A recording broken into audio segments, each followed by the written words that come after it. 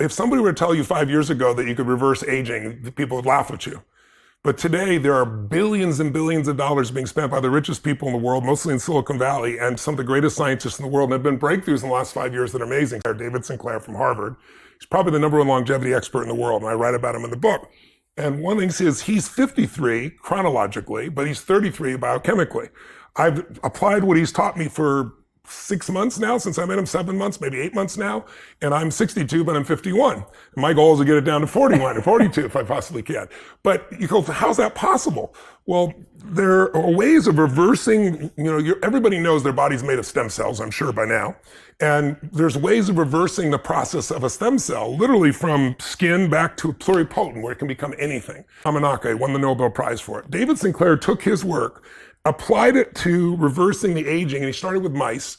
And he took these mice that had glaucoma, so they burned out the nerves in the eyes, and those don't regrow.